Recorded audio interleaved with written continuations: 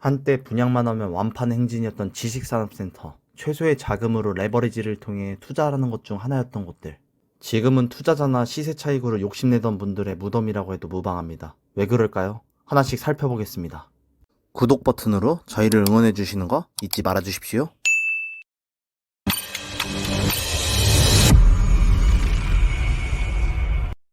안녕하세요, 힐러입니다. 지식산업센터를 줄여서 보통 지산이라고 들어보셨죠? 수익형 부동산의 관점에 가깝지만 한창 상승기 때는 피붙으면 시세 차익으로 전매하여 팔곤 했습니다. 그런데 왜 지금은 지산하면 달리 다가올까요? 지산은 과거의 아파트형 공장으로 불리던 곳이죠. 예전에는 제조업 관련한 업체만 주로 들어갈 수 있었는데요.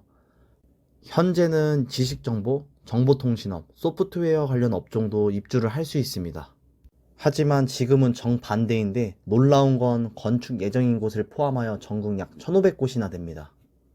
우리가 잘 알고 있는 일군 건설사들 또한 뛰어들면서 붐업이 되었죠. 지산에 각광받던 장소는 현재 핫플레이스로 각광받고 있는 성수동인데요. 예전 공업지역이었지만 필지 자체가 중공업지역으로 보다 크고 높게 지을 수 있는 여건이 되었습니다. 그래서 성수동이 20년 입주 시작했던 것들이 1년 사이에 평단가가 3배 이상 상승하기도 했고요. 지산의 붐이 영등포로 옮겨가고 여타의 지역들로 퍼졌습니다. 그런데 19년도 20년도 전 미리 분양받았고 준공돼서 공실 없이 유지 잘 되면 괜찮았습니다. 현재도 꽤 일자리로 자리 잡은 곳들도 있죠. 반면에 서울 외곽 지역이나 호재를 언급하면서 지산에 소액으로 투자 가능하다고 주변이나 각종 미디어, 책 정보 등으로 넘쳐났죠. 투자보단 시세 차익으로 투기에 가까운 모습도 엿보였습니다. 지산에 못 채웠던 아파트형 공장 당시에도 저리로 지원해주면서 자본금 10%, 대출 90%까지 되었었거든요. 2010년대 들어와서 이름이 지산으로 바뀌고 업종까지 확장되면서 그대로 유지되었고요. 그런데 하락장 시작과 함께 문제가 속속 드러나기 시작합니다. 아시다시피 금리가 급격하게 상승했고 갚아야 할 대출금은 늘어나고 입주는 했는데 막상 기업들은 안 들어오고 1년 이상 공실이기도 합니다. 또한 어느 지역은 광고, 설계 계획과 다르게 준공되어 실질적으로 쓸 수 없는 케이스도 있습니다. 예컨대 사무실을 얻어 제조업이나 물류, 유통을 감안하여 분양받았는데 5톤 트럭이 필요한데도 불구하고 5톤 트럭은 진입조차 불가한 경우도 있었습니다. 그럼 허가는 지자체나 자치구는 문제없느냐? 그렇지도 않아요. 여러 영상이나 인터뷰만 보아도 허들을 낮춰놔서 사업에 대한 서류나 증빙 등을 잘 제출하면 승인 났거든요. 사무실 입주 많이 하면 일자리도 생기고 주변이 자리 잡으면 상권도 잡히고 세수도 더 확보되고 직간접적으로 지역 발전, 생산성이 이바지한다고 생각해서 말입니다. 결국 돈이 되는 장사거든요.